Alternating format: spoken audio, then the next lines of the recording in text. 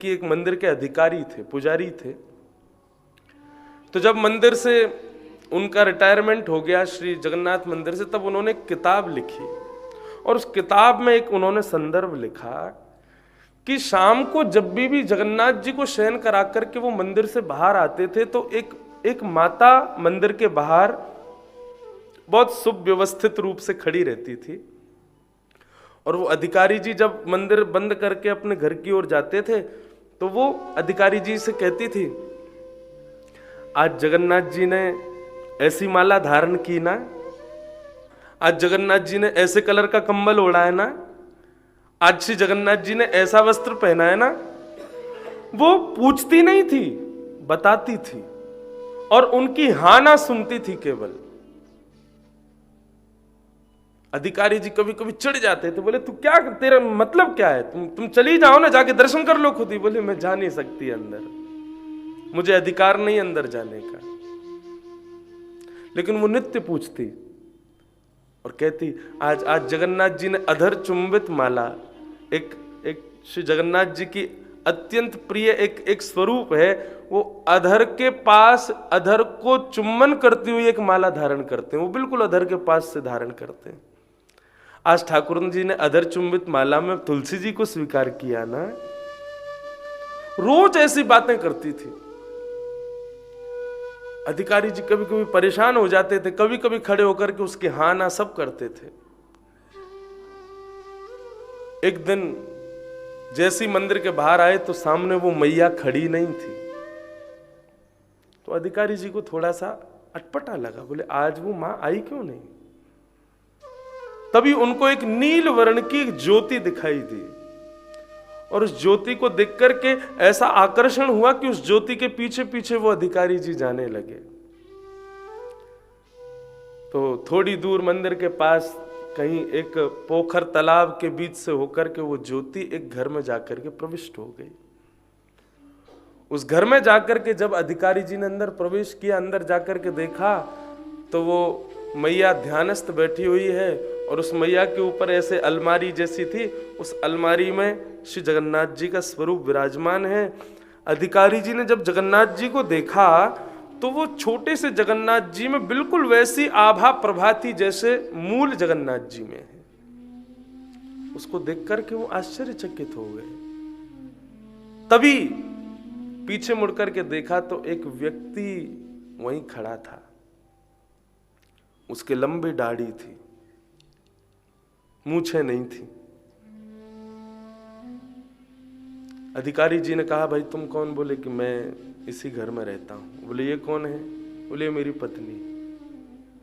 देख करके समझ गए ये हिंदू तो नहीं है। तब उन्होंने पूरा वृत्तांत बताया, बोले कि रोज वहां आती है, ऐसा ऐसा करती है। तब उन्होंने कहा हम दोनों मुस्लिम हैं, लेकिन श्री जगन्नाथ जी की हम पर परम कृपा है, हम इस कारण कभी अंदर नहीं जा सकते। हम जगन्नाथपुरी में रहते हुए भी अपने नाथ को कभी देख नहीं सकते, लेकिन इंतजार करते हैं जब श्री जगन्नाथ जी रथ पर बैठ कर के आते हैं तो हम दोनों अपने घर की छत पर से ही दंडवत प्रणाम करते हुए नाथ को अपना लेते हैं, स्वीकार करते हैं, प्रणाम करते हैं। अधिकारी जी ने आज उनको कहा कि तुम जगन्नाथ जी को स्वीकार नहीं करते। आज मैंने एक नील ज्योति को तुम्हारे घर में जाते हुए देखा। ये सामने जो तुम्हारे बैठे हैं ये साधारण कोई ठाकुर जी की प्रतिमा नहीं है, साक्षात जगन्नाथ जी तुम्हारे घर में बैठे हैं। मैं इनको प्रणाम करता हूं। ठाकुर जी ये नहीं देखते कि मेरा भक्त कौन है। यदि ये विचार करते तो कभी गजेंद्र पर कृपा नहीं की होती ठाकुर जी ने। यदि ये विचार करते ठाकुर जी तो कभी उस राक्षस के पुत्र प्रहलाद पर कृपा नहीं करते ठाकुर जी। केवल ब्राह्मण ही सर्वस्व है ऐसा नहीं है, ब्राह्मण श्रेष्ठ हैं, लेकिन सर्वस्व तो ठाकुर जी के भक्त हैं, चाहे वो कोई भी हो। भक्त मेरे मुकुटमणि। श्री जगन्नाथ जी के ऐसे अनंत भक्त हुए जिनके लिए ठाकुर जी पतित पावन बन करके बाहर विराज रहे हैं।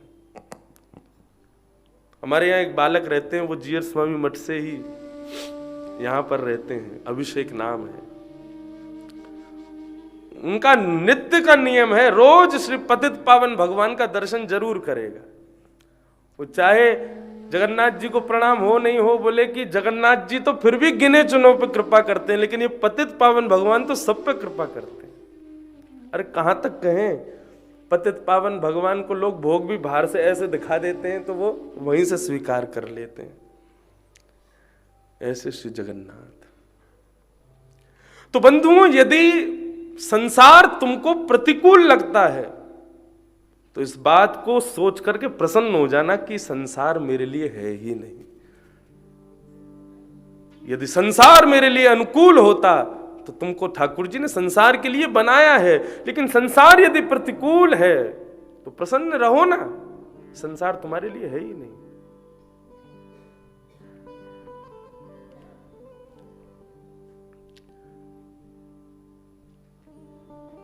परंतु कहीं कहीं स्थानों पर अनुकूलता की आवश्यकता पड़ती है। मिल जाए तो अच्छा, ना मिले तो हरी इच्छा।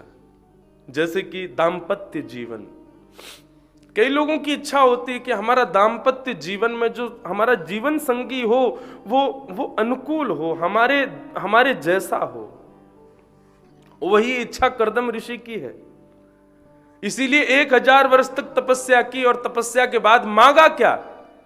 समान शीला ग्रह में दधेनु, एक गौ की जैसी सीधी साधी कन्या से मेरा ब्याह हो जाए। इतने प्रसन्न हुए भगवान कि भगवान के नेत्र सजल हो गए और एक अश्रु बिंदु प्रकट हुआ, वही बिंदु सरोवर बन गया। ठाकुर जी ने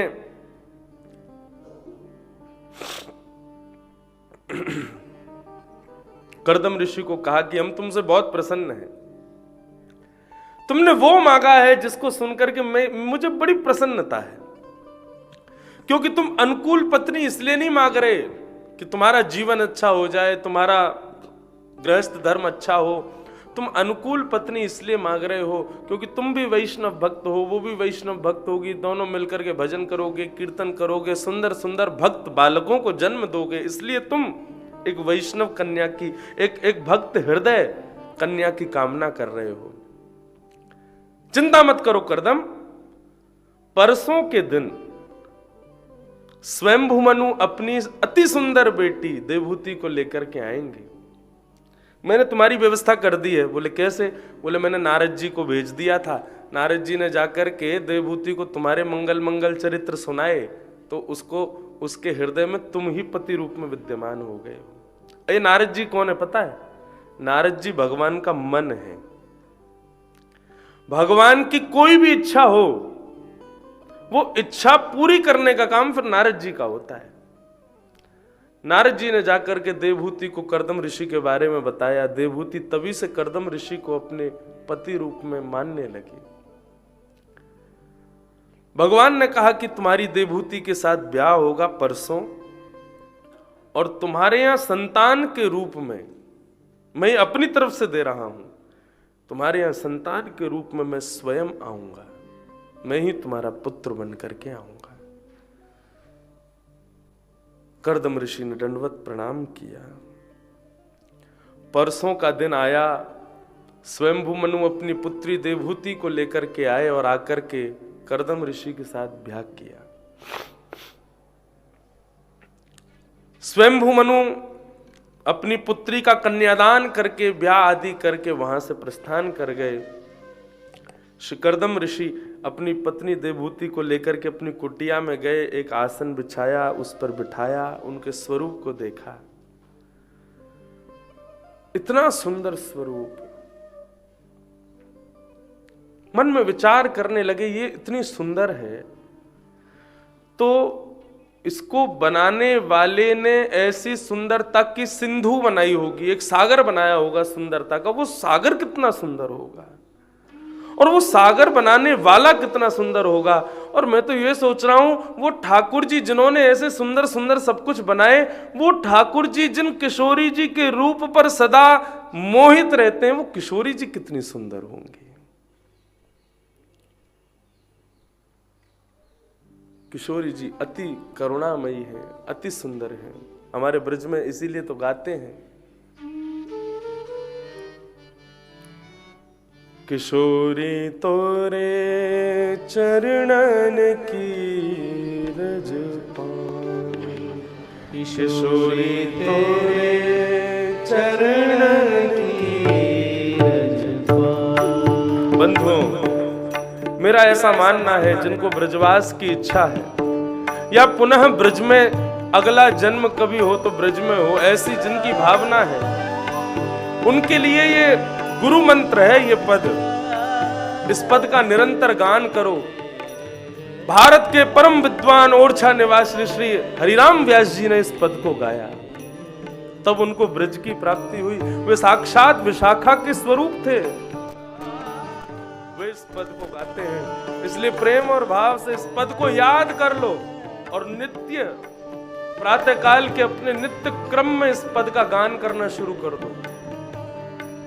एक किशोरी तोरे चरणन की रज पाऊं, किशोरी तेरे चरणन की रज पाऊं, किशोरी तेरे चरणन की रज पाऊं, किशोरी तेरे चरणन की रज पाऊं, किशोरी तेरे चरणन की रज पाऊं, किशोरी तेरे चरणन की रज पाऊं। और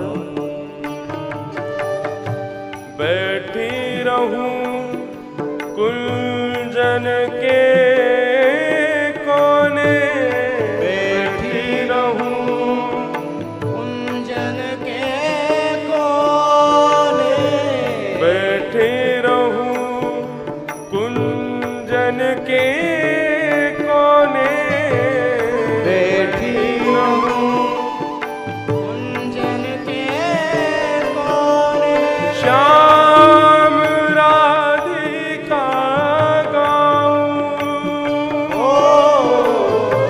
श्याम राधिका गाऊं, मैं श्याम राधिका गाऊं,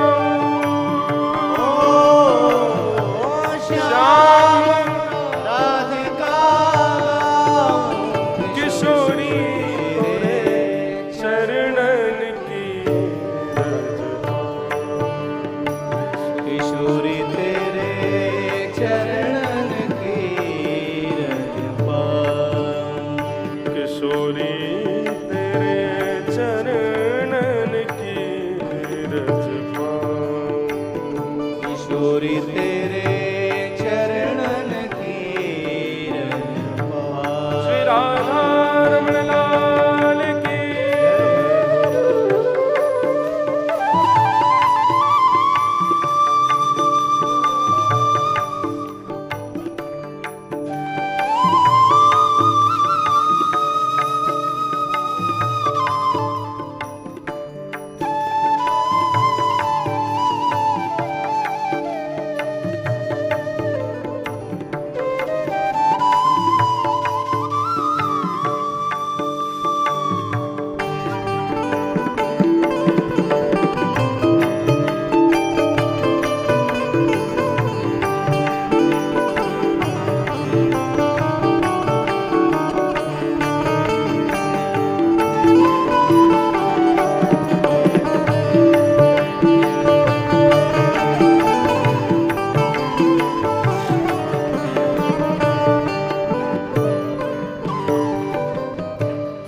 यारज को ब्रह्मादिक तरसत, यारज को ब्रह्मादिक तरसत, यारज को ब्रह्मादिक तरसत, यारज को ब्रह्मादिक तरसत, सूरज शीश चढ़ाऊं,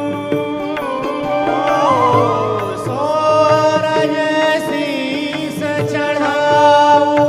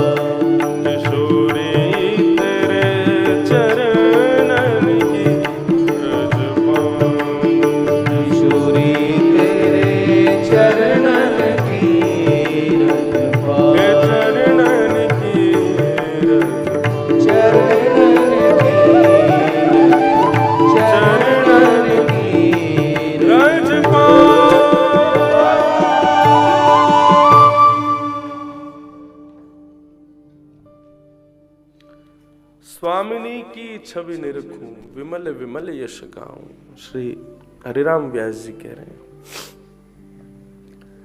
तो बंधुओं, श्री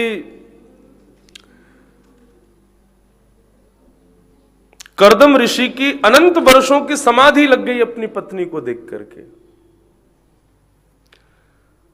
तो मन में भाव आया कि एक साधारण देव कन्या को देख करके इतने वर्षों की समाधि लग जाना, इसके प्रति कोई दुर्भाव मत रखो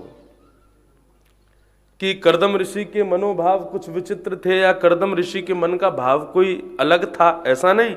इसके प्रति सद्भाव ही रखो कि कर्दम ऋषि ने इतने वर्षों की समाधि शायद इसलिए लगाई होगी। मुझे तो ऐसा ही लगता है कि वे सोच रहे होंगे ये इतनी सुंदर है, उसको बनाने वाले ठाकुर जी कितने सुंदर होंगे।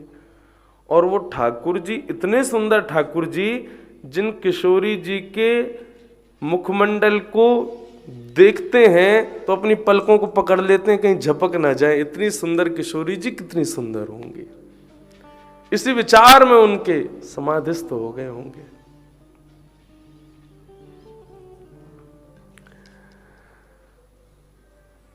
अनंत वर्षों की समाधि के बाद जब नेत्र खोल करके देखा तो सामने देवहूति वृद्धावस्था को प्राप्त हो चुकी थी।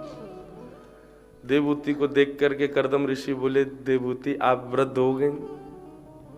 बोले प्रभु अब आप ब्याह होते ही समाधि में चले जाएंगे तो फिर यही मिलेगा आपको। आप इतने वर्षों तक यहीं रही? बोले हाँ, आपके सब नियमों को मैं ही पूर्ण कर रही थी, आप तो समाधि में थे। कर्दम ऋषि इतने प्रसन्न हो गए सुनकर के, बोले वरदान मांगो, क्या चाहिए? तो देवहूति ने कहा इस वृद्धावस्था में आपसे क्या मांगू?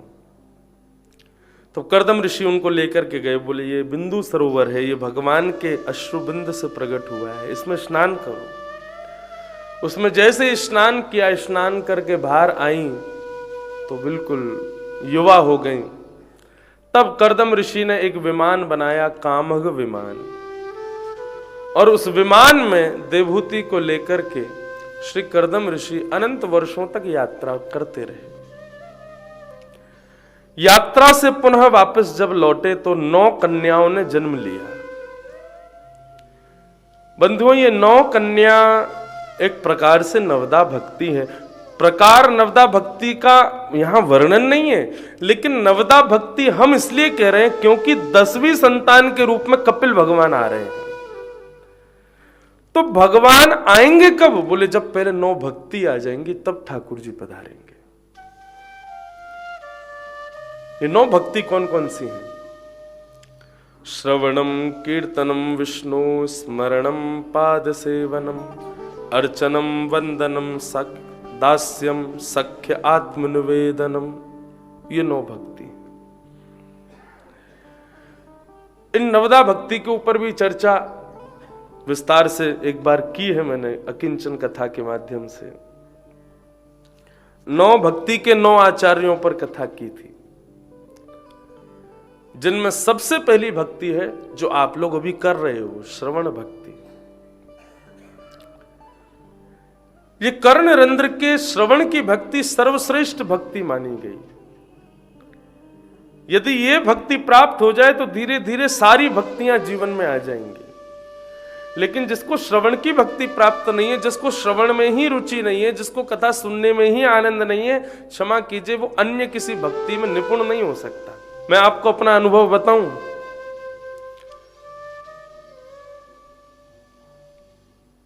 मुझसे जो सर्कल बनाते हैं ना, वो भी बिल्कुल स्पष्ट नहीं बनेगा। सीधा लाइन खिंचवाते हैं कॉपी में, वो भी अच्छी नहीं आएगी। और लिखवाओगे तो इतनी ऐसी राइटिंग है, ऐसा लगेगा कोई डॉक्टर ने लिखा है क्या है? डॉक्टर लोगों की राइटिंग, वैसे बुद्धिमान लोगों की राइटिंग ऐसी होती है, कोई पढ़ ही नहीं सकता। डॉक्टर पैरासीटामोल भी लिखता है तो पढ़ ही नहीं सकते, और मेडिकल का स्टोर वाला कोई हो, उसको किसी को दिखा दो वो समझ जाता है कौन सा है, क्या लिखा है। बहुत अच्छा डॉक्टरों की, तो मेरी राइटिंग भी इतनी बढ़िया नहीं है। तो इसका मतलब यह है कि कला से तो मैं दूर दूर तक मेरा कोई संबंध नहीं। लेकिन ये लीला नहीं है ठाकुर जी की, तो नहीं, क्या है बताओ। ऐसे इतने छोटे से लाल जी, बड़े ठाकुर जी का श्रृंगार बहुत सहज होता है, क्योंकि उनके श्रृंगार में हाथों का प्रयोग होता है। लेकिन जब लाल जी इतने से हो, ये तो फिर भी बड़ा है, इतने से है लाल जी, और लाल जी जब इतने से हो तो उंगलियों से श्रृंगार होता है, ये 2 उंगलियों से। इन 2 ये 4, ये अंगूठा, ये उंगली के अलावा दूसरी कोई चीज कभी ठाकुर जी के प्रयोग में आती नहीं मेरी, इसी से श्रृंगार होता है। और फिर भी बिल्कुल आप कभी गौर से देखें ठाकुर जी को तो एक एक चीज बिल्कुल स्पष्ट आ जाएगी। सारी मालाएं, कानों के कुंडल, आंखों के, बिल्कुल वो पूरा। एक भैया है कुंवर भैया, जो ठाकुर जी का मेरी अनुपस्थिति में थोड़ा वो श्रृंगार कर देते हैं। ठाकुर जी का साज क्या बनेगा, ठाकुर जी का ये वो सब उन्हीं की बुद्धि रहती है। लेकिन वो भी सुबह सुबह आएंगे या कभी श्रृंगार होगा, महाराज जी, मैंने हाँ लाल जी को थोड़ा आप सब व्यवस्थित कर दो, क्योंकि मुख्य मुख्य जो चीज है ठाकुर जी की वो किसी के हाथों से आएगी नहीं उनकी। जैसे अब नेत्र धारण, अलंकार धारण करते हैं ठाकुर जी, यदि अलंकार नासिका के बीच से जरा भी इधर उधर हो जाए तो ठाकुर जी का रूप ही बदल जाएगा। आप कभी राधा रमन जी में ये चीज अनुभव कीजिएगा, हर गुसाई की सेवा में ठाकुर जी अलग होते हैं। क्यों? क्योंकि सेवक इतने सारे हैं तो सब नेत्र एक जैसे नहीं धराते। कोई ठाकुर जी के नेत्र को अगर नासिका से जरा सा भी दूर कर दे तो ठाकुर जी का मुखमंडल बड़ा हो जाता है, जरा सा नीचा कर दे तो ठाकुर जी का मुखमंडल थोड़ा गोल हो जाता है, जरा सा ऊपर कर दे तो ऐसा लगता है जैसे जगन्नाथ भगवान आ गए हो, ये बड़े बड़े नेत्र खोल के देख रहे हैं। तो ये सब ठाकुर जी की अपनी सेवा, वो जैसा जिससे करामे। एक बार मैं कहीं गया था कथा के लिए, तो हमारे यहाँ एक पंडित जी थे, लाल जी को ले जा नहीं सकता था, नहीं तो उनको बहुत श्रम हो जाता है। एक पंडित जी, उन्होंने कभी सेवा की नहीं, लेकिन फिर भी मैंने उनको हाथ पकड़ के बिठाया। मैंने कि थोड़ी सी बस एक दिन सेवा कर दो आप ठाकुर जी। बोले आप बता जाओ। मैंने उनको सब बताया, मैंने ऐसे करना, ये करना। मैंने ठाकुर जी के अलंकार मत छूना, और ठाकुर जी का माथे का तिलक मत छूना, और ये थोड़ी का हीरा मत छूना, बाकी सब ऐसे करके धरा देना। अब गलती उनसे ये हो गई कि वो थोड़ी सी उंगली लगी तो अलंकार जो ठाकुर जी का निकल गया। अब जब उन्होंने धराया हमारे लाल जी को अलंकार, तो ये वाला अलंकार यहां धरा दिया, ये वाला यहां धरा दिया, ठाकुर जी ऐसे देखें दोनों तरफ। अब जब मैंने आके लाल जी को देखा तो जो कटाक्ष थे ना ठाकुर जी को, कटाक्ष बीच में थे, और ठाकुर जी ऐसे बिल्कुल जैसे कोई जोर से घुमा दे, चक्कर आ जाते ना, आंख घूम जाती है, ऐसे लाल जी हो गए। और चंदन लगाने के लिए मैंने तो कहा था कि छोटी छोटी बिंदी धराना, ये पहले की बात है। अब तो मैं भी बहुत कम करता हूँ, क्योंकि उससे भी ठाकुर जी को सर्दी तो लगती है, और जब ज़्यादा हम लोग ठाकुर जी को पत्रावली करते हैं तो पत्रावली सूख जाती है। सूखने के बाद ठाकुर जी गौचारण जाते होंगे तो वो कहीं आंखों पे आती ना हो, इसलिए पत्रावली कभी कभी धराता हूँ। तो पहले मुझे बड़ा शौक था पत्रावली धरवाने का, तो मैं उनको बता के गया ऐसे ठाकुर जी को पत्रावली धरना। तो अब एक पत्रावली क्या, उन्होंने पूरा ऐसे चंदन लगा दिया, लाल जी ऐसे लग रहे थे टटिया स्थान से दीक्षा लेके आए हो, बिल्कुल बाबा जी। ये आंख मुंह नाक, वो चित्र मेरे पास आज भी रखा है, मैंने कभी किसी को दिखाया नहीं। बैठे क्या यहाँ संत जी? कहाँ है? अरे वो बैठे मुफलर पहन के, ये यही महात्मा थे। बहुत विद्वान है, परम विद्वान है, बोलते भी बहुत कम है, गाते भी बहुत मधुर है, लेकिन ठाकुर जी की सेवा ऐसे करते हैं जैसे कोई तटीय स्थान के महात्मा बना देते हैं उनको। हमारे लाल जी को ज्यादा लोग स्पर्श भी नहीं करते, 2-3 ने ही किया है बस। थोड़ा मातृभाव रखना पड़ता है लाल जी के प्रति कि भाई सब लोग नहीं छूमे लाल जी को, दूर से दर्शन करें, दूर से निहार लो। तो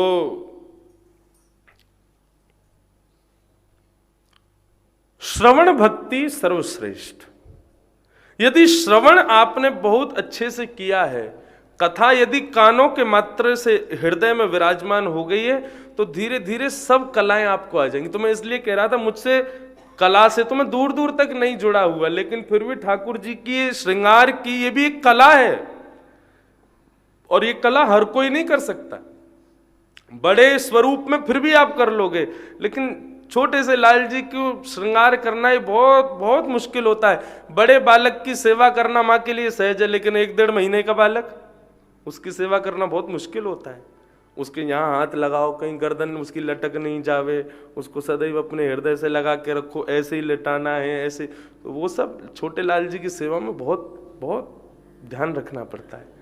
लेकिन ये श्रृंगार का भाव कहाँ से आया? जिस वैष्णव ने ठाकुर जी लाल जी मुझको प्रदान किए, मैं उनको मामा जी कहता हूं, लाल जी के मामा जी, नाथ द्वारा के।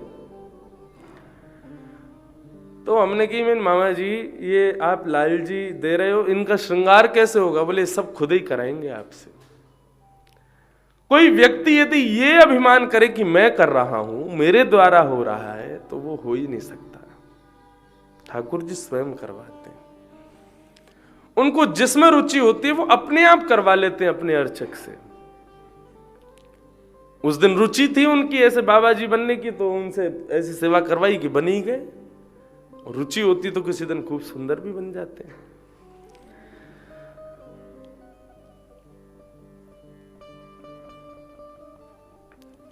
तो श्रवण भक्ति ये सब प्रदान कर देगी।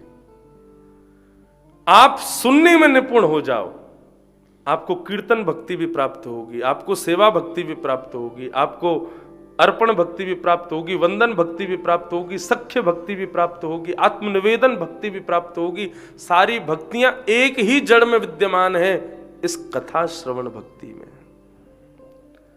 कथा श्रवण में रुचि होनी चाहिए, बस सारी भक्ति स्वतः प्राप्त हो जाएंगी। जो कथा श्रवण में निपुण नहीं होगा ना, वो ठाकुर जी की सेवा में कोई ना कोई अपराध कर बैठेगा। लेकिन ठाकुर जी की श्रवण भक्ति में खूब निपुण है, तो उससे सेवा में कोई अपराध नहीं हो सकता। ये भाव बिल्कुल निश्चित है। कई लोगों की रुचि नहीं होती कथा में, उनकी रुचि होती है हम सजाएंगे, हम ऐसा करेंगे, ये सुंदर बना दो, ये सुंदर कर दो, ये। वहां कोई ना कोई अपराध जरूर उनके द्वारा होता ही है। लेकिन जो श्रवण भक्ति में निपुण होता है, वो जानता है ठाकुर जी साधारण नहीं, ये चैतन्य है, चैतन्य की सेवा कैसी होती है वो कर लेता।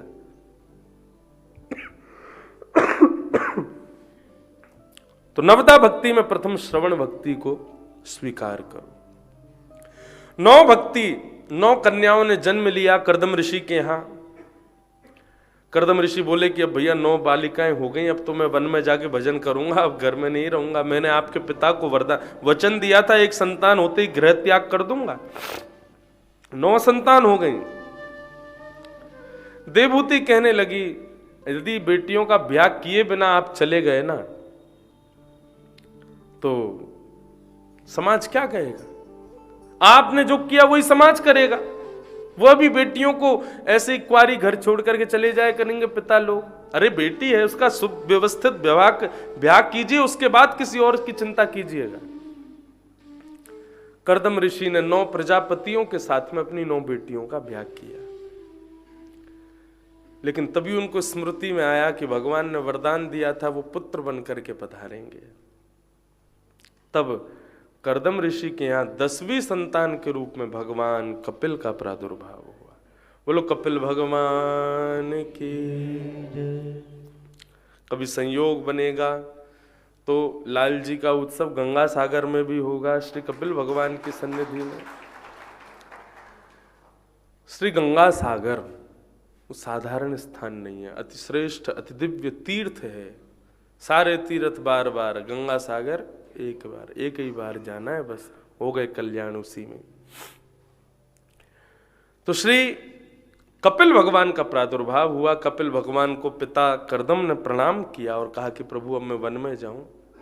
ले जाओ, जा करके भजन करो।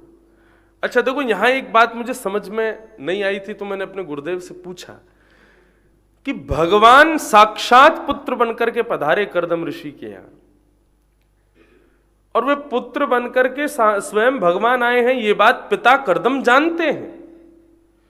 फिर भी भगवत प्राप्ति के बाद उन्होंने वन में जाकर के भजन में ही क्यों मन लगाया? भगवान के पास रहते प्रेम से। हम भजन भगवत प्राप्ति के लिए करते हैं, तो फिर भगवान जब प्राप्त हो ही गए कर्दम ऋषि को, तो फिर उन्होंने आज्ञा क्यों मांगी कि मैं वन में जाके भजन करूं? तब ऐसा प्रत्युत्तर प्राप्त हुआ कि भगवत प्राप्ति में और भगवत प्राप्ति के कार्यों में भेद होता है।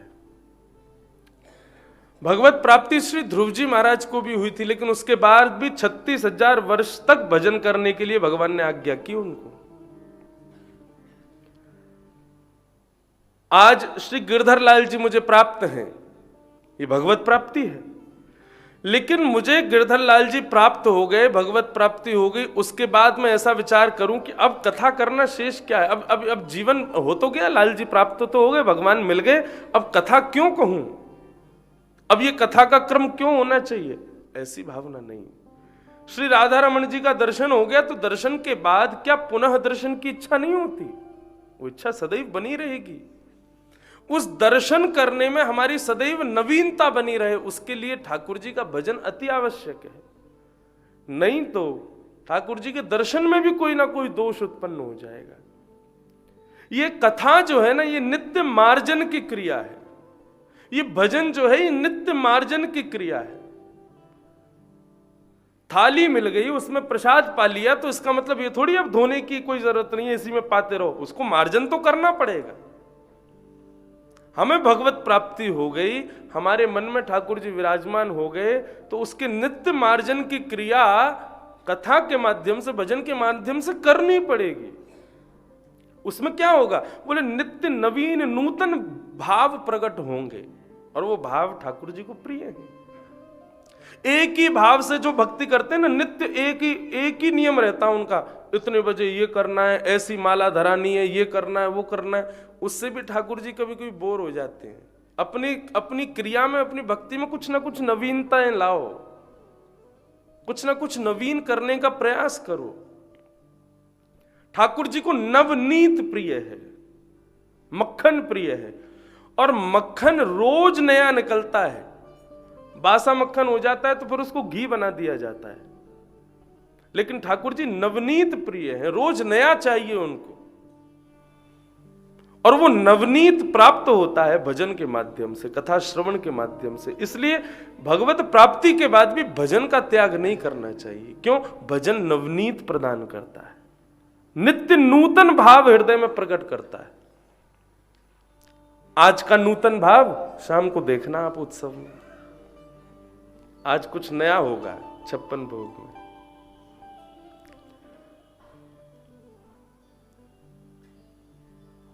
अब क्या होगा वो शाम को ही देख लेना, अभी बताएंगे नहीं, भेद खोलना भी नहीं है। लेकिन जो होगा वो सुखद होगा। अब कैसा होगा ये तो ठाकुर जी जाने, गिरधर लाल जी जाने, क्योंकि आज गिरधर लाल जी के शाम को थोड़ी सी इनसिक्योरिटी बढ़ने वाली है।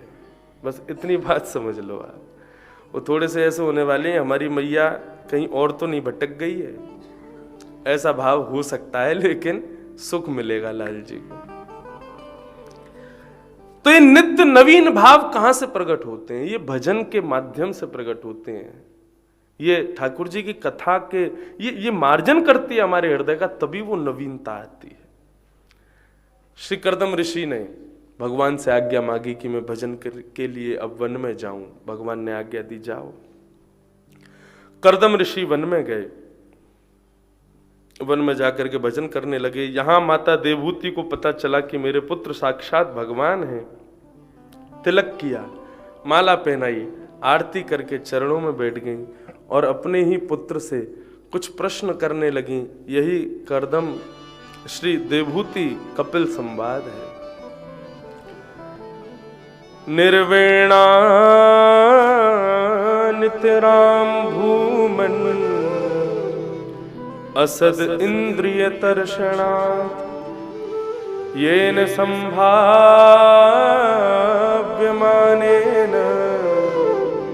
प्रपन्नान्धं तम प्रभु। हे प्रभु, मैं अपनी असद इंद्रियों की इच्छा पूर्ण करते करते हार चुकी हूं। आप मुझ पर कृपा करके मेरी इन असद इंद्रियों की इच्छाओं को अब नष्ट करो। असद इंद्रिय तर्षणात्,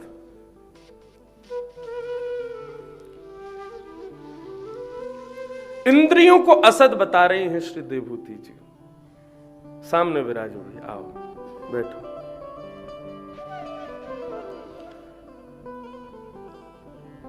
वाह, आज खूब आनंद हुआ लाल जी के उत्सव में। हमारे बाल्यकाल के अच्छे मित्र भी हैं और बढ़िया अब तो कथा करने लगे हैं। श्री शिवम पाठक जी पधारे हैं, खूब खूब स्वागत। तो देवहूति माता भगवान से क्या कह रही हैं? बहुत सुनने योग्य बात। मैं अपनी असद इंद्रियों की इच्छाएं पूर्ण करते करते हार चुकी हूं। आप कृपा करके मेरी इन इच्छाओं को नष्ट करो। लेकिन यहां पर देखिए, असद इंद्रिय शब्द जो कहा गया ना, ठाकुर जी को वो प्रिय नहीं लगा। इंद्रियां कितनी होती हैं शरीर में? 10 इंद्रियां होती हैं, और ये 10 इंद्रियां ठाकुर जी के द्वारा प्रदत्त हैं, ठाकुर जी के द्वारा प्रदान की गई हैं।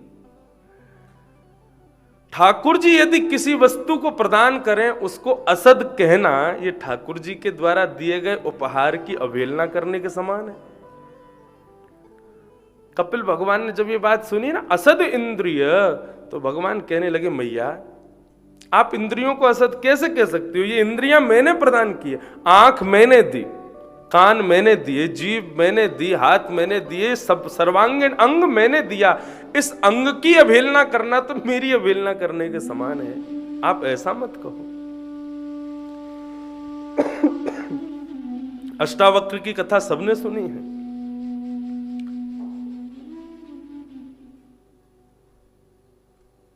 निर्वैर है अष्टावक्र। उनको किसी के सम्मान से ज्यादा प्रसन्नता नहीं होती। कोई उनका अपमान करे तो उनको बुरा भी नहीं लगता। संसार मायाम परिवर्जितोषी। एक राजा की सभा में गए तो अष्टावक्र का शरीर 8 जगह से टेढ़ा, उस अंग की भंगिमा को देख करके लोगों ने उनका मजाक उड़ा दिया। तो अष्टावक्र सभा से उठ के जाने लगे। राजा ने प्रणाम किया, बोले प्रभु यहां से मत जाइए ना, आपके चरणों में प्रणाम करता हूं। आप तो निर्वैर हैं, आपको किसी के द्वारा दिए गए मान सम्मान अपयश आदि का तो कोई प्रभाव आप पर होता नहीं, तो फिर यहां पर आपका अपमान किया, आपको बुरा क्यों लगा? अष्टावक्र बोले मेरा अपमान हुआ था क्या? बोले हाँ, वो आपके अंग को देख करके तो सबकी हंसी आई, इसीलिए तो आप उठ के जलने लगे। अष्टावक्र बोले मुझे अपना अपमान अनुभव नहीं हुआ। यदि मेरा अपमान होता तो मैं बैठा ही रहता। मुझे अपने अपमान का अनुभव नहीं हुआ, मुझे ऐसा अनुभव हुआ कि मेरी आकृति की हंसी उड़ाई जा रही है। इसका मतलब मुझको बनाने वाले का अपमान किया जा रहा है। ये घड़ा बुरा है तो घड़े को अपमान थोड़ी है, घड़ा बनाने वाले का अपमान है। अष्टावक्र बोले मेरा अपमान होता तो मैं नहीं जाता, लेकिन मेरे को बनाने वाले ठाकुर जी का अपमान किया जा रहा है, इसलिए मैं उठ करके जा रहा हूं।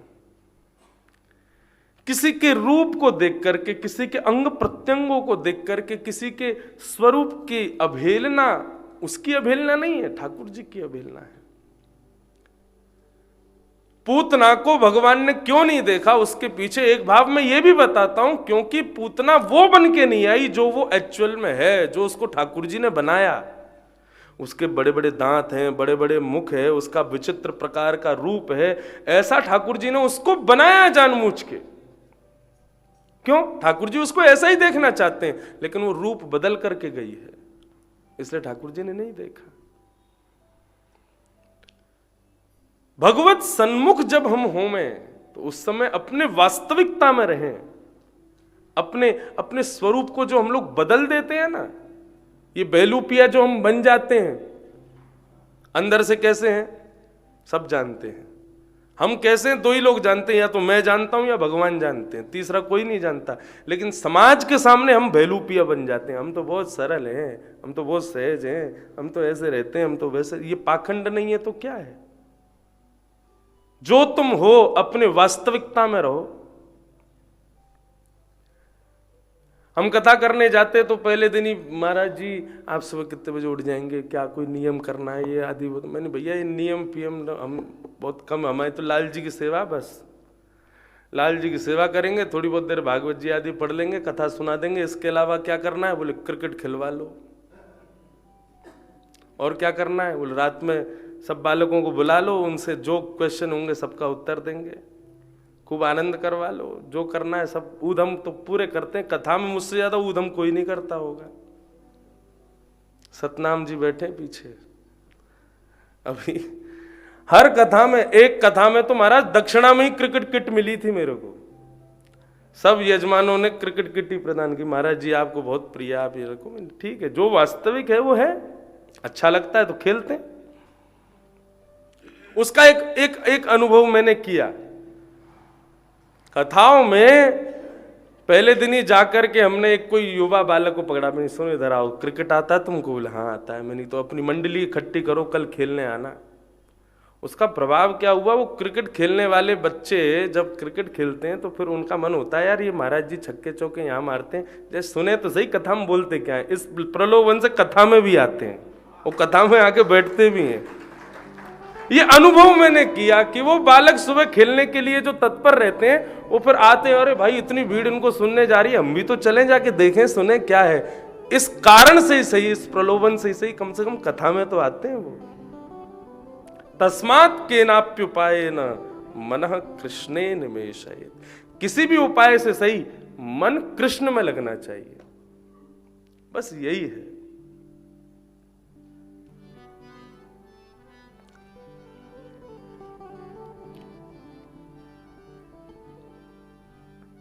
निर्विण्णा नितराम भूमन। तो मैया आप इंद्रियों को असत मत बताओ।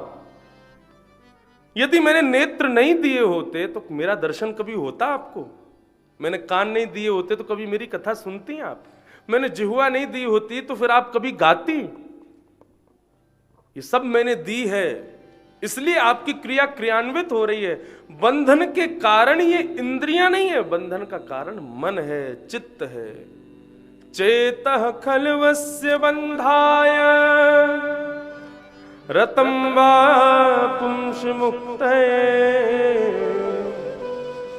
चित्त ही बंधन का कारण है। इस चित्त को संभालो मां, इस चित्त को संभालना है। तो बोले चित्त कैसे संभलेगा? बोले इसका संग सुधार दो। ये चित्त बिगड़ता किससे? बोले संग दोष से चित्त बिगड़ता है। यदि इस चित्त का संग सुधर जाए, संग इसको सुलभ प्राप्त हो जाए, अच्छा प्राप्त हो जाए, तो चित्त सुधर जाएगा। किसका संग करवाना चाहिए? बोले संतों का संग करवाओ। संत किसे कहते हैं? संत की परिभाषा भगवान कहते हैं। देखो सरल चित्त वालों को संत कहा जाता है। सरल शब्द का अर्थ वृंदावन के एक बाबा कहते हैं, बोले सरल शब्द के अर्थ शास्त्र प्रमाणिक कई होंगे, लेकिन सरल शब्द का एक बड़ा सीधा सा अर्थ है। बोले क्या? स से सीता, रा से राम, ल से लक्ष्मण, ये तीनों जिसके हृदय में हो वो सरल है।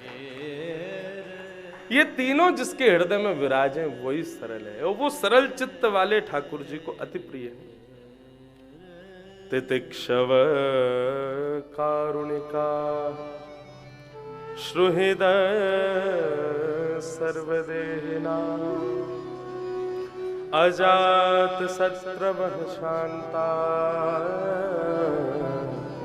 साधव साधुभूषणा।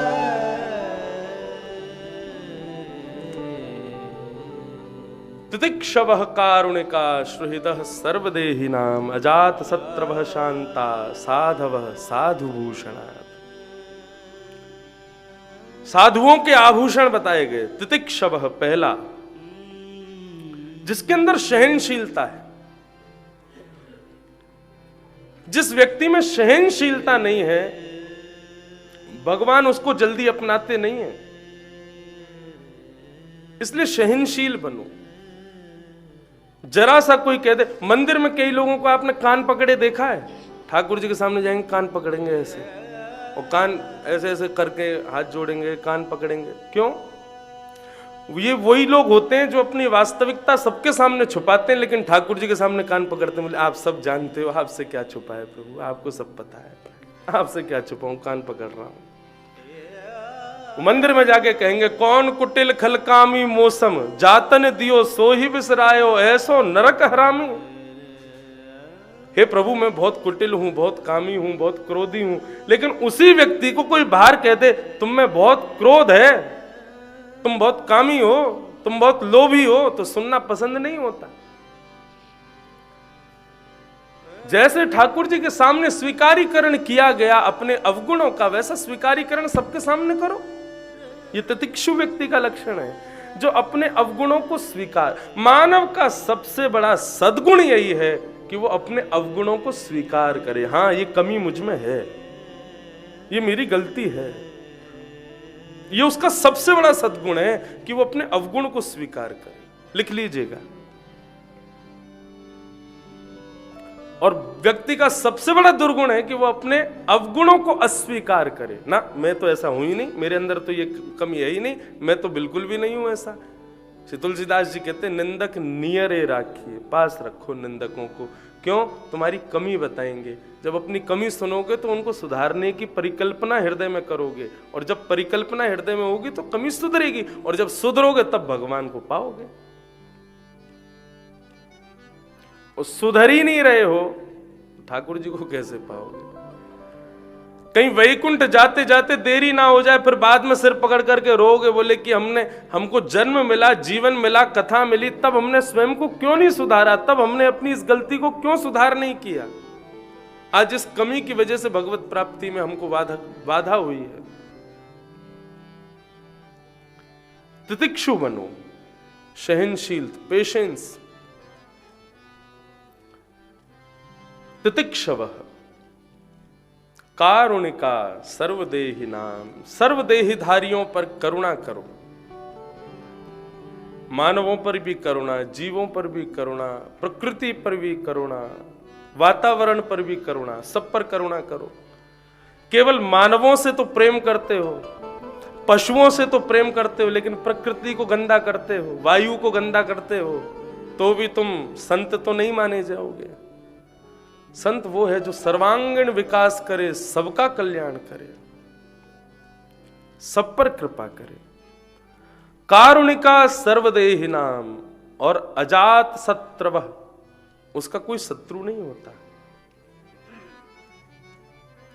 उसके प्रति किसी के अंदर शत्रुता की भावना हो, ये बात एक अलग है, लेकिन उसके हृदय में किसी के प्रति शत्रुता ना हो। ये मेरा शत्रु है, या ये आदमी अच्छा नहीं है, या ये ऐसा है, ये वैसा है, इस प्रकार की भावना जिसके हृदय में ना हो। और ठाकुर जी को सबसे प्रिय गुण जो लगता है वो अंतिम गुण है क्या? शांता। बहुत शांत रहता, बहुत कम बोलता। बहुत जल्पिका लोग, बहुत ज्यादा बोलने वाले लोग ठाकुर जी को प्रिय नहीं। ठाकुर जी को ज्यादा बोलने वाले लोग प्रिय नहीं है, ठाकुर जी को ज्यादा गाने वाले लोग बहुत प्रिय है। श्री अष्ट सखाओं में कृष्णदास जी कहते हैं, भगवत प्राप्ति जप तप नियम आदि इन सब से तो होती है, लेकिन भगवत प्राप्ति में एक बहुत बड़ा साधन क्या है? राग सेवा, स्वर सेवा। इससे ठाकुर जी को बहुत अच्छा लगता है। एक श्रीनाथ जी की बड़ी अच्छी कथा है। एक नया दरबान आया श्रीनाथ जी के मंदिर में। उसने संगीत सीखा नहीं था, लेकिन उसको गुनगुनाने की बड़ी आदत थी। कई लोग होते हैं वो गुनगुनाते रहते हैं। गुनगुनाना समझते हैं? ऐसे ऐसे करते रहते हैं। ये लोगों की बड़ी इच्छा होती है, वो गाते भी, खाना भी खाएंगे ना, खाना खाते समय भी बीच बीच में एक आध तान तो मार ही देते हैं। एक बार मैं भी एक के संग फंसा था ऐसा ही, वो रास्ते पर गुनगुनाता ही रहा। फ्लाइट में बैठा था बगल में, तो मुझको देख करके बोला, आप कोई पंडित जी हैं? मैंने कहा हाँ पंडित जी हैं। अच्छा, क्या कुछ गायन करते हैं या कुछ वादन करते हैं? मैंने कहा ना गायन करते ना वादन करते। तो मैंने तो बोले क्या करते हैं? मैंने हम बकते हैं, वक्ता हैं बोलते हैं। अच्छा, गायन भी थोड़ा बहुत तो आता होगा? मैंने कहा हाँ थोड़ा बहुत है। तो कुछ सुनाइए। तो मैंने उसको एक पद सुना दिया हवाई जहाज में। अब तो महाराज जहां जा रहा था वहां तक उसने मेरे प्राण नहीं पी लिए। अब तो ये तान मारो करो, ये ऐसे लेंगे, इसको वैसे लेंगे, इसको यहाँ यूं कर दीजिए, यहाँ को। हवाई जहाज उतरने को आ रहा है, बेल्ट पहनने को, बेल्ट पहन लो, पहन रहा है बेल्ट, उसमें भी तान मार रहा है। हवाई जहाज से उतर, मुझे नंबर दीजिए आप अपना, मैं आपको निश्चित ही बताऊंगा ऐसा। मैंने भाई तो हाथ जोड़ रहे तुम्हारे आगे, बस इतना ही रखो, यहीं तक, बस इतना ही बहुत है।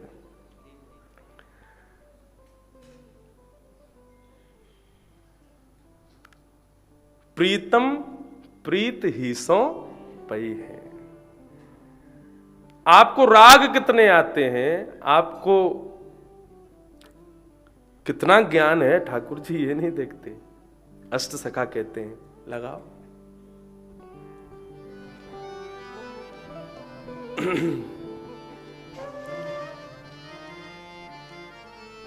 प्रीतम प्रीत ही सौंपे है, प्रीतम प्रीत ही सौंपे है, प्रीतम प्रीत ही सौंपे है, प्रीतम प्रीत ही सौंपे है, प्रीतम प्रीत ही सौंपे है, प्रीतम प्रीत ही सौंपे हे प्रीतम प्रीत ही सौंपे है।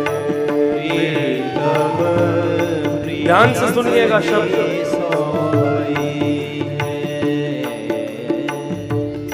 यद्यपि रूप गुणशील सुधरता, यद्यपि रूप शील सधरता, यद्यपि रूप गुणशील सुधरता, यद्यपि रूप गुणशील सधरता, इन बातन नारी झई, इन बातन नार गई है, इन बातन नारी झई है, इन बातन नार गई है, प्रीतम प्रीत ही सौंपे प्रीतम प्रीत ही सौंपी है, प्रीतम प्रीत ही सौंपे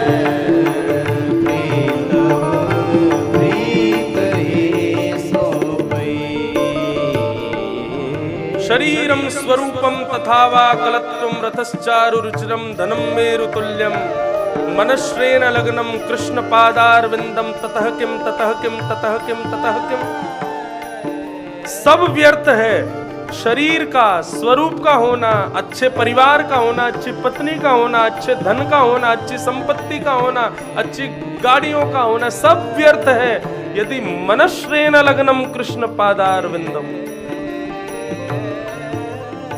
गोविंद दास जी कह रहे हैं यद्यपि रूप गुणशील सुधरता, आपके पास रूप है, गुण है, शीलता है, सब कुछ है, इन बातन ना रिझई है, इनसे ठाकुर जी रीझते नहीं है। यदि रूप से रीझते तो पूतना बहुत सुंदर बन के आई थी, ठाकुर जी ने देखा भी नहीं उसकी ओर। इन सब से ठाकुर जी नहीं रीझते। ठाकुर जी तो प्रीत ही सौंपे प्रीत ही सौंपई है। प्रीतम प्रीत ही सौंपे प्रीतम प्रीत ही श्री जगन्नाथ महाप्रभु की।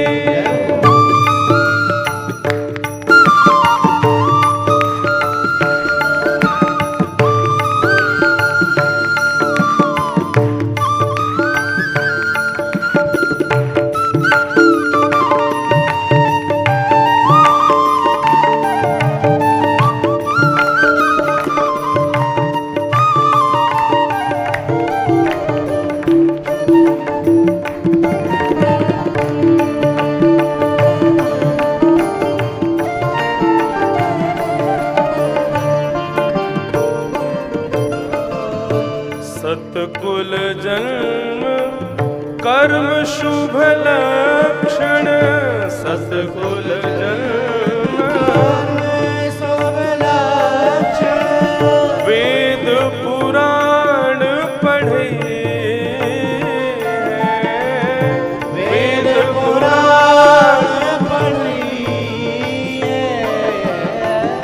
वेद पुराण पढ़े, वेद पुराण पढ़िए। हे गोविंद प्रभु बिना स्नेह सुहालो, गोविंद प्रभु बिना स्नेह सुहारो। गोविंद प्रभु बिन स्नेह सुहारो। गोविंद प्रभु बिन स्नेह सुहारो। रसना कहाँ चुन चाहिए, रसना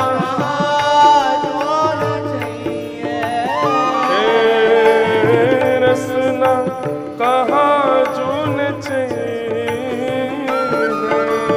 रसना कहाँ जोन चाहिए। प्रीतम प्रीत ही सौंपे, प्रीतम प्रीत ही सौंपई है। प्रीतम प्रीत ही सौंपे।